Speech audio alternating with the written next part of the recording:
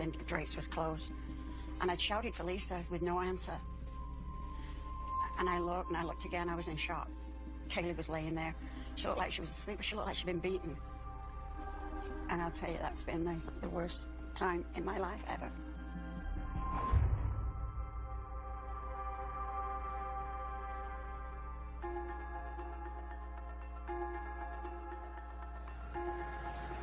What'd you think when you first read this case, girl? It's a very shocking and sad thing when you read that a 6-year-old little girl died along with her mother. Lisa Bennett was a 29-year-old single mother who was crazy about her 6-year-old daughter, Kaylee. What kind of person kills a 6-year-old? I think that whoever killed them killed her because she was a witness to him killing the mom. Because no one would want to kill a 6-year-old sitting on the couch coloring her coloring book. On June 6, 1993, 6-year-old Kaylee was found by her own grandmother lying on her living room floor, strangled to death. Police later found Kaylee's mom, Lisa, in the back bedroom. She was also strangled. You know, and it was like a sloppy killing, too. He killed both of them in the same manner with whatever he had available right there at that moment. Yeah, because this is not a killer that wore gloves and who's real smart. This is a different kind of killer. This is a sloppy killer. He should have left something behind. This week, in addition to interviewing witnesses and suspects, we are having all the items from the crime scene that appear to be touched by the killer retested using the most up-to-date DNA technology. Kaylee would be 27 years old today. She was 6 when she was murdered. It's been 21 years. Yeah. A grown woman with her own babies. Yolanda and I are both moms, so a case like this is the kind that you try your hardest on, you pray the hardest on, you work the hardest on. You just have to. You just know we can't leave this town where a mother and a 6-year-old were murdered and not clear this. Hi, how are y'all? Kelly? Very young. Nice to meet you. Scott Tegmeyer. Oh, nice to meet you. Sir, Deputy Chief. Deputy Chief Hoelscher. Nice to meet you. Thank you for coming and working with us. Well, we're excited to be here. Y'all have a very good reputation, you know. People say good things about y'all from all over. The extra pressure which y'all already feel is because the baby's involved. I mean, we all know that. And we can have just a little bit of luck and y'all can put this one away. Sounds good. It's always more traumatic to work a homicide with a child, especially if you have children of your own. You go home and you see your children, and you're just thankful that they're still with you. You must be Alan. Carrie Young. Alan Brown. Nice to meet you, Carrie. This case has a lot of physical evidence, but it also has some potentially uncooperative witnesses. So it's great to have Alan Brown because he has so many years of experience working on homicide cases. How do you guys want to start? We want to start with you running down your case to us. Okay, June 21st, 1993, Irene Whirling, who was the grandmother of Kaylee and the mother of Lisa Bennett. She was supposed to call her daughter in the morning. She tried calling several times, didn't get an answer. She ended up going to the house, found the front door ajar. She entered the house, immediately saw her granddaughter laying on the floor, Kaylee. First officer on the scene said he walked in, found Kaylee face down with a cord wrapped around her neck 8 times. She was strangled. As he searched the house, he found Kaylee's mother, Lisa, in the bedroom, laying partially on the bed, naked from the waist down. She had a bag over her head and a belt wrapped around her neck. Who do y'all want to put up first on the suspect board? Bryce. That's Bryce. Bryce McGriff. He was the current boyfriend and married at the same time. She was looking forward to the fact that maybe he was going to come over that night because he was due to come back into town. Bryce had gone to a family function in Texas the weekend of the homicide. Lisa was anticipating that he might stop by after his return flight from Texas. I wrote down 11:30 to 1:30 is our window for the murder. Yeah, your time frame's right. And his flight landed at 10 o'clock, Yep. which puts him right in the time frame. Bryce also has a history of domestic disturbances, which could suggest a possibly violent past. Okay, who's your next one? And that would be Franklin Douglas. What are we going to call him all week? Frank or D. Frank or D? What do you want to put up here first? Ex-boyfriend. Ex-boyfriend. And he's got quite a few. We got the old reports of him abusing. Other women? Yes. She learns the night before that he's living with her friend, her best friend, Stephanie. According to witnesses, Lisa finds out that Frank actually has moved in with her best friend, Stephanie, on Saturday night, the 19th, one day before the murder. Everybody said that she was off the chart mad on Saturday and Sunday, complaining to her sisters, her mother, and everybody about Franklin and Stephanie living together behind her back. And the threats she made referenced the robbery. The night before the murder, Lisa goes over to Stephanie's house, bangs on the door, and yells out to Frank, "I know you robbed that store, and I'm telling the police about it." So she's threatening to send him to prison. Okay, so I'm going to call those threat/motive. Lisa believed that she had information about a robbery that Franklin had committed, and she threatened to go to the police with that information, so this could have been our motive. What's the family say about you cranking all this up again? I mean, they've waited 21 years.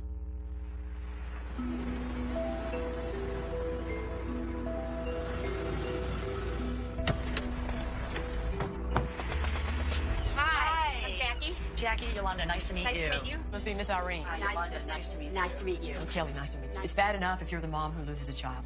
Irene Whirling didn't just lose her daughter, she lost her granddaughter. It was just devastating. You know, I never had an idea in my life that I'd ever witnessed something like this. Last time I spoke to Kaylee, she called and she wanted to come over and spend the night. And I said to her, why don't you wait until tomorrow because Papa's going to work and he won't be here. I woke up early that morning and I thought things was something strange going on in my gut, you know. And I started calling her around 6 o'clock and getting no answer. And I don't know what it was. It kept drawing me to Lisa's.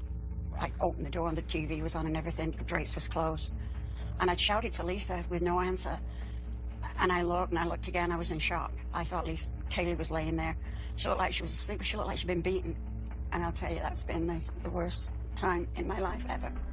I just wished that I had got them to stay that night before. I just wish that.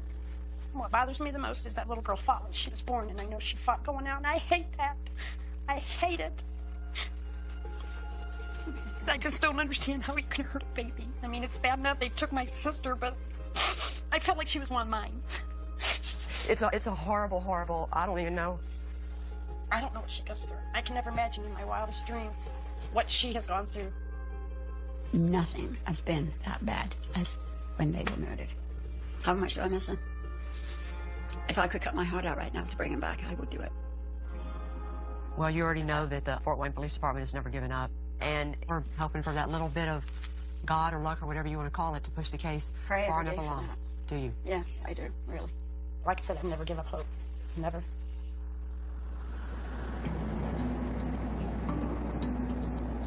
When you meet a family like Jackie and like Irene, and all they want is to find out who murdered their sister, their daughter, their granddaughter, they're not asking for a lot. They just want the person who did it to be held accountable and have to pay and be punished. And that ought to happen for everybody. I don't know that crime scenes get any easier. I think you just learn to put your emotions where they need to be. Ultimately, you'll have to deal with those emotions, but you learn to deal with them later. Instead, do what you're supposed to do so that you can help these victims that you're looking at.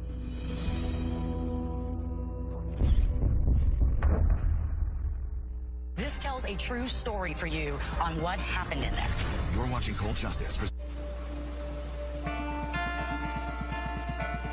We're investigating the murder of 6-year-old Kaylee Bennett and her mother, Lisa, both brutally murdered back in 1993. So basically the couch would have been here? Yeah. The main couch is set up the same now as what it was back then. Okay. Kayla's in the middle of the floor. Yep. Laying watching TV. It makes you wonder, though, if the blanket is there, she's got her coloring book, she's got her food, she's got the TV on. You know, I don't think a 6-year-old sets it up so nice and proper. Her mom set her up there because she wanted her to be self-entertained while what else is going on. This case doesn't appear to be a random intruder for a lot of reasons. You don't have forced entry. The only thing that seems to be missing is a VCR that seems to have been grabbed as the killer left. It would appear that the person that was in the house was probably known to Lisa and Kaylee. She's sitting on the bed. You know, like they're discussing, arguing, and for whatever reason, it all goes wrong at that moment. Our suspect grabs a belt, puts it around her neck. Wraps it around her neck. And he pulls back. The whole mattress shifts off the box spring. The belt snaps from our suspect, pulling it so hard on her neck. You can see there's definitely some struggle going on here. She's got bruising. Grab marks. Yes. She was fighting. He then grabs a plastic bag, ties it on her head. So suffocation and strangulation. It's a combination of the both that actually killed her. Her dress is underneath her, like sitting on the dress. Mm-hmm. All right, so he's killed her, and then he just takes the dress and goes like this because this part's still under her for the douche. One strange aspect of the crime scene are the 2 empty bottles of feminine douche, which appear to have been used recently. Next question is, did she have sex with this person? Because I think he's trying to get rid of any of himself in her at all. It's possible that Lisa had sex with her killer that night, and the killer might have used the douche bottles to get rid of any physical evidence that he left behind. This person also takes her purses, looking through it, I'm assuming for money, drops her driver's license. His exit is going to be to go back through that front door and out of here. But now we have a problem, because we have Kaylee sitting here. This person's already thinking strangulation. He takes that cord, wraps it around Kaylee's neck 8 times, and then just drops her where she falls right onto the floor. And walked out the door. And then walked out the door.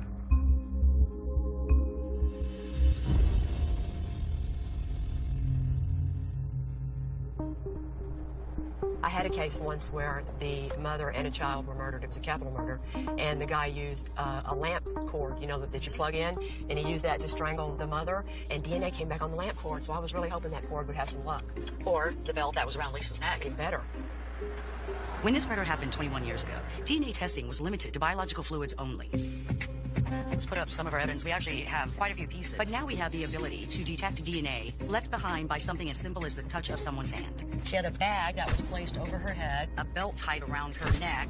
So with such a messy crime scene, so many items in play, we do have a sexual assault kit. We are practically sending everything off to the lab to be tested or retested in hopes of catching our killer. I mean, that's murder weapon stuff that you know he touched, and if we think that he's in a frenzy, he's not wearing gloves. No. God, there'll be something there.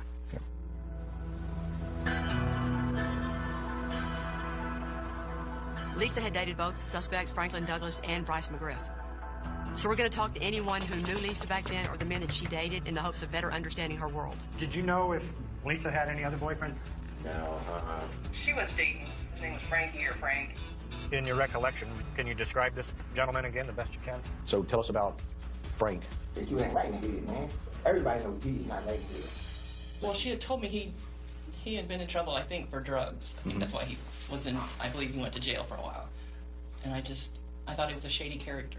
Franklin Douglas was an addict who, when he was interrogated 21 years ago, said he was out that night getting high with his friends Garfield Trigg and Dwayne Hall. How are you, sir? So Garfield is one of the only people who can confirm Franklin's alibi that night. Do you remember D? D, that's what I'm trying to picture, D. That's from 99. I just can't picture She it. doesn't look familiar at all, huh? You know, sometimes they say, I don't know that guy, and you think, oh, they're just covering. In my head back then, I was drugging and drinking. But the perfectly acceptable explanation for that is that Garfield Trigg's brain is completely fried about what happened in his life 21 years ago. Well, let's hope for Dwayne Hall. All right, we need him. Now there's only one person who can confirm Franklin's alibi for the night Kaylee and Lisa were killed. Dwayne. Nice to meet you. All right, how you guys doing? Good. You just want to hop in front here and... Does the name Franklin Douglas ring a bell to you as to D? Oh. So that's D, right? Oh, okay, yeah, well. Okay. And there's his name. All I know him by is D. I never knew about Franklin Douglas or anything. Right. What I can remember is that I was just sitting up in the house. He came by unexpectedly and knocked on the door, and he's like, man, you want to get high? I was like, yeah, I don't mind. I said, but we can't hear because my kids is here. Right. So I decided, well, we'll go over to my friend Garfield Trigg's house. We got high over there, and then after all the drugs were gone, then he stayed over Garfield's house, and I walked on home. Was D high that night too? Oh, we all were high. Everybody. Me, him, Garfield. Yeah. Franklin says in a statement that after you got high, you went out to a club. No. I ain't go to no club. I was too high to go to a club. I was trying to make it home. So that's all what Frank's stating you guys did together, and we're trying to establish from your aspect and point of view whether he's telling us the truth or he's lying. That's a lie.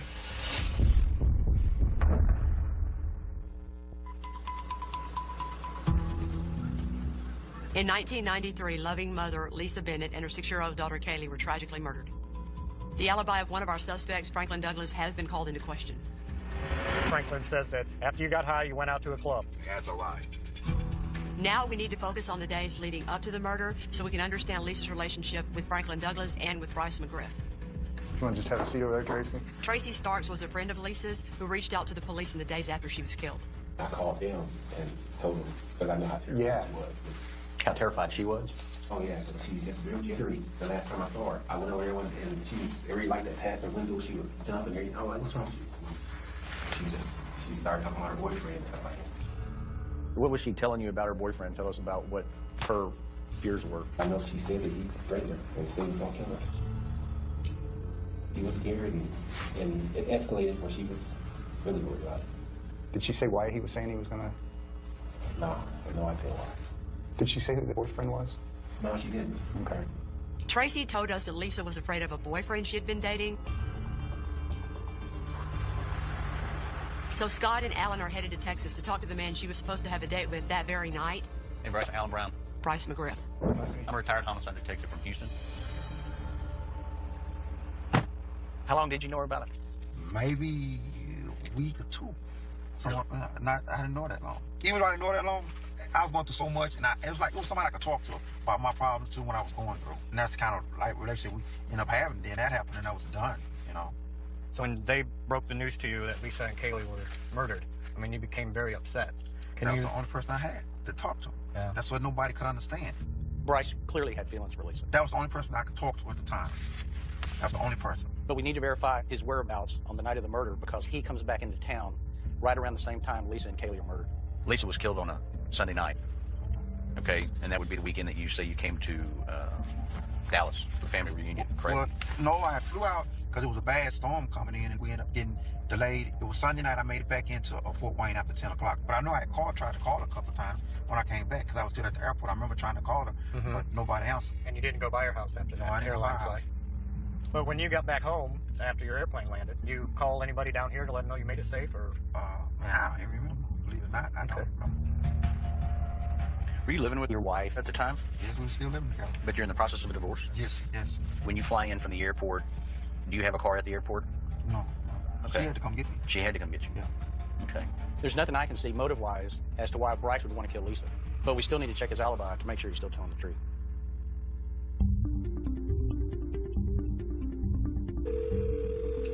Well, this is Detective Tagmeyer with the Fort Wayne Police Department. I got your number from your ex-husband, Bryce. Okay. And I'm currently working a cold case that happened back in 1993. And at that time, according to Bryce, you and he were on the verge of splitting up. Yes.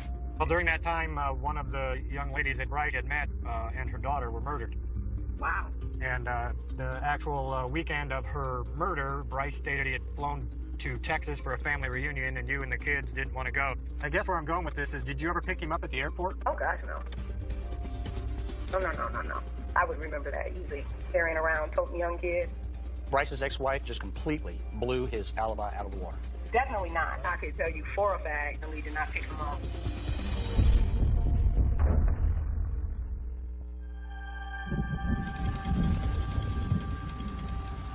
Investigators are tracking down the detective who originally interviewed Bryce McGriff in order to compare his statements about his alibi. There it is. Got it down there? Yeah. But in the meantime, one of Franklin's exes has agreed to talk to us about her relationship with him. This is Kelly. She's helping me on this case. Okay. And you were with him for how long? Probably 6 years. Why don't you go into what the relationship was like? It was good at first, and then he ended up doing drugs. He would take rent money, and he stole my daughter's TV. What did he do with the TV he stole? I think he sold it for drugs. How many times in all this relationship would you say he stole things from you or your house or your kids' things and went to buy drugs? Probably a dozen. You know, stories about Franklin pawning electronics makes you think of that VCR that was missing from the house that night. This is kind of an embarrassing question, but I need to ask it because of our case. Did he ever, have this weird thing about wanting you to douche before sex, after sex, him at all? Especially with me about douching. Really? I just think that's so odd. Yeah. First you have the VCR, and now we have Franklin talking about douches, and we have douche bottles in the sink that night. It was a back and forth thing. He was evil while he was on the drugs. When you talk about evilness, what do you mean by that?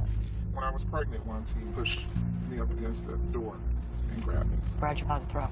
Yeah, he scared me because he would foam at the mouth. He would get so mad and angry, spitting, and then white foam would be coming down. Yeah. And that's how I knew. Get away. Get away. Franklin's aggressive behavior toward a pregnant woman makes you wonder what the heck other aggressive behavior he has in his past. Ormy Douglas, born in 1945. Ormy Douglas is Franklin Douglas's uncle. Are you Ormy? And he once reported a violent confrontation he had with Franklin to the police. He tried to kill me. We was inside my son's house. He pulled a gun on me and shot down between my legs. And I went out. I just left and went outside and started to get in my truck. And he came out and said, "You son of a bitch, you won't bother nobody else." Pulled the trigger and it wouldn't fire. He misfired. How did you first hear about what happened to Lisa and Kaylee? I heard it on the news. On the news? Yes. And when they mentioned her name, I said, "Is that the girl that D came over here with?" Jen said, "I think it is." And I asked him, I said, "Man, you heard what happened to your woman and your little girl?" He said, "Yeah, I heard about that." I said, "Did you do that, D?" He said, "No, I didn't do it." He said, "Man, I couldn't do nothing like that. Kill that little girl." He said, "I love that little girl." He denied it, so that's all I could say to him. But you flat out asked him. Oh, yeah, I asked him. What do you think about his denial when he was telling you he let it I out? believe him. Didn't believe him? No, especially after the stuff he tried to do to me, and I'm his blood relative. He tried to do it to me. No telling what he would do to somebody else. With more and more witness statements raising questions about Franklin, we need to clear up the other potential involvement of our suspect, Bryce McGriff, before we can move on. How are you, sir? I'm Kelly. Kelly, how many Nice to meet you. Detective Al Fiegel was the original investigator who interviewed Bryce McGriff in 1993, right after the murder. I talked to him quite a bit. You actually looked at Bryce because he was supposed to come in at 10 o'clock that night. He landed at 10 o'clock at the airport. Back then, Bryce McGriff told Al Fiegel that he had driven himself to the airport and left his car there, so he was able to drive himself home the night of the murder. So maybe he forgot today what he said back then, and it's all very understandable. The first question I had to these guys was, hey, do you happen to have the phone records on Bryce? Al also looked into the calls that Bryce claimed he made right around the time of the murders. You verified the long-distance records. Yes. With his alibi for the night of the murder confirmed and no real motive for wanting Lisa dead, we need to figure out whether or not Bryce even needs to stay on our suspect board. Are y'all good with crossing him off the board as one of your suspects for good and for always? Yes. Alan and Yo? All right, so we can tell your prosecutors that you've done all the to-dos on Bryce McGriff. With Bryce eliminated, all of our focus is now on Franklin Douglas, the suspect whose alibi was disputed by Dwayne Hall. Franklin says that you went out to a club. That's a lie. However, Dwayne still was the last person to see Franklin before Lisa and Kaylee were killed. Franklin wasn't seen again until 1 in the morning. This is Kelly. She's helping me out on the case. Nice to meet you. When he came home to Stephanie's house, the girl he was living with at the time, who happened to be Lisa's best friend. Lisa called and she was, well, you know, this ends our friendship. And I said, you know, Lisa, I'm sorry. I never meant for this to happen. So if Franklin did kill Lisa and Kaylee, we're hoping that Stephanie will remember something that happened that night when he came home. And it was, I think, about 10 till 1, the night of the murder, right? I remember him coming in and I thought he looked really funny. Okay, do you know that what you're talking about right now is the most important thing you'll probably ever talk about in your whole life? Yeah. Why is that? Because 2 people got murdered. You said he looked different. Be more specific. Well, tell us everything you can think of. He always got a weird look about him when he smoked crack. It's like his skin got darker and his eyes looked funny, and I mean, I could just tell. Was he sweaty?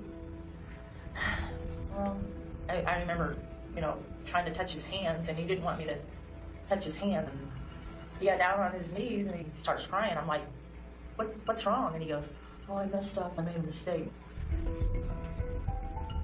I slipped, and I smoked some crack. I go, you know what? I'm going to bed. I don't know. I don't even want it. I can't deal with this. It's so frustrating to think that Stephanie just went to bed when there's so much information she might have known that could help this case. Did you ever directly ask him if he killed Lisa and Kaylee? No, I just said... Why not? I just said I didn't trust him. I didn't know... I can't say that somebody did this because I wasn't with him. I don't know. I mean, the fact that a friend and a child is murdered makes me sick to my stomach. I told you everything. I just want you to believe me, that's all. I can't say something I don't know.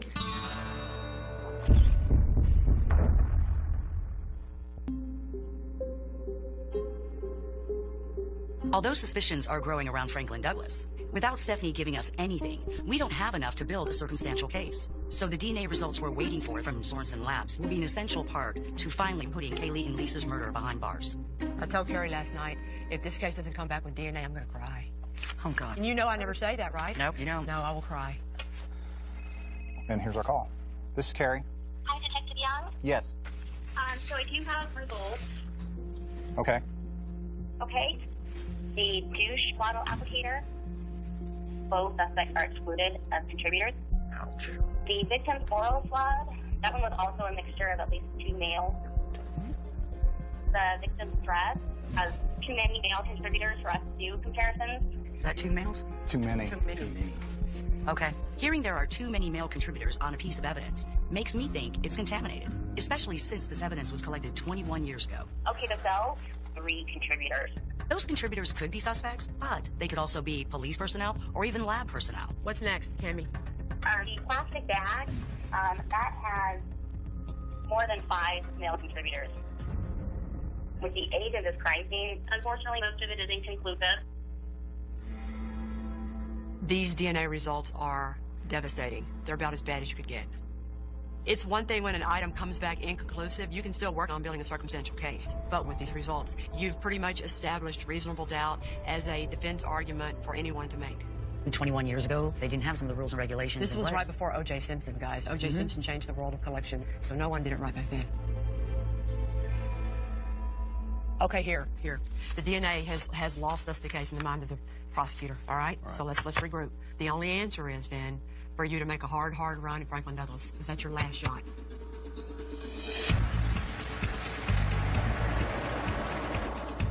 What do you think? I don't think that Carrie and Scott can walk away unless they do this. I agree. I think you better be crossing all your fingers and all your toes and hoping for a miracle. You don't have any weapons on you now, do you? Even? Do you remember what you done the night Lisa and Kaylee were killed? I have no idea. No idea. Do you remember what you told the police back then? You don't remember that?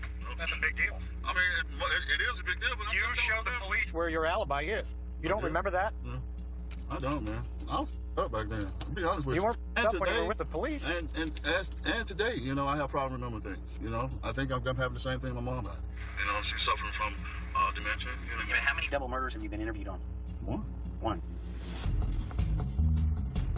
Like you said, you didn't go to the funeral because Stephanie told you not to. She told me not to. Why? Because the family hated me. For some reason, they were stuck on me. I was the one that murdered her daughter. As detectives, what would come into my mind right now is why you remember the particular detail as to why you didn't go to the funeral and who told you not to go to the funeral, but you can't remember the other significant details. I mean, I can remember some things, but not everything. You can't tell me where you were that night and what you told the police the next day. I can't tell you what I was last week. That's my point, is that you can remember that, but not the other important details. You The see what I'm saying? important details is I didn't kill nobody, man. I mean, I know y'all are doing your job, you know, and I appreciate that. I hope you find the person that did it, but I'm not the one. Franklin's interview is disappointing, but it's not surprising. Good luck with that. Carrie and Scott had to give it a try and do their best, but none of us are surprised by what happened. We can't criticize y'all for lack of trying. Well, that was a good interview. Y'all went for 2 hours, and all of you couldn't have done any better. So what are you thinking, Carrie? I'm going to go back and review the evidence again and make sure there's not something that we missed. I mean, it's far from over.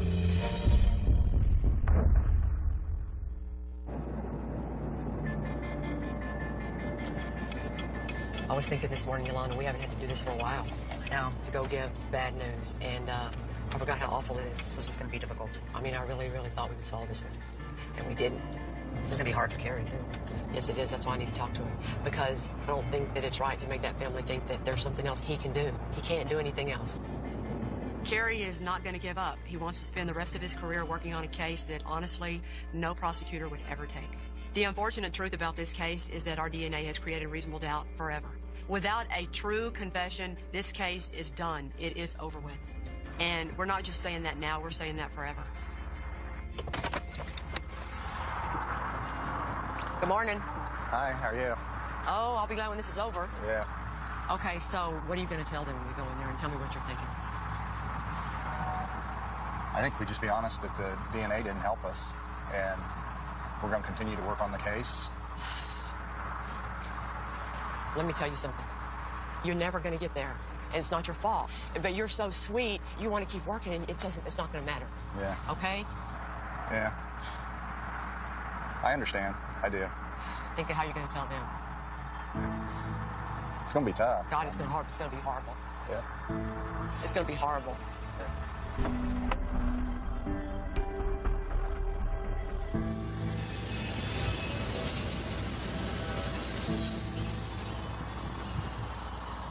Well, we've done all of our interviews, we've tested all the evidence, and we're not any better off than what we were. The DNA evidence actually hurt us being able to go any further with the case. See, things are different. 21 years ago, DNA was different than it is today.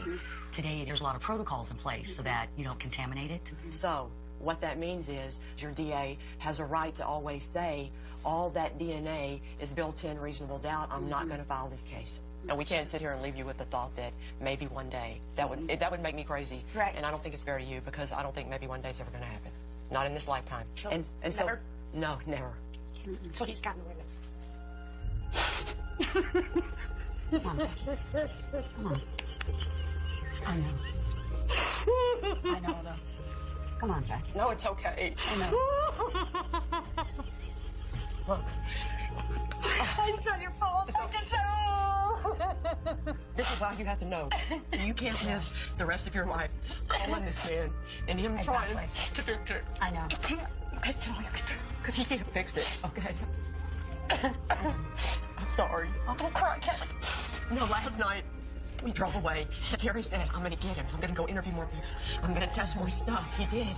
But he can't fix it. The good Lord one day will step in. It'll come to him. It'll happen. God works in mysterious ways. There's angels out there, and they are looking down, helping us get through all of this. I can hear my daughter. I can close my eyes and hear her voice. And Kaylee, too. Those are my angels. We were so hopeful, and then that DNA came back. And that's what's hurting us. It screws us. There's nothing else we can do, and it's time for us to... I don't want to say this, but it's time to move on. But I don't want him to think we've given up on him. And I think by moving, I mean, I know we got to move on. And I'm so sorry for you. I hope that they understand that Kerry and Scott and the Fort Wayne...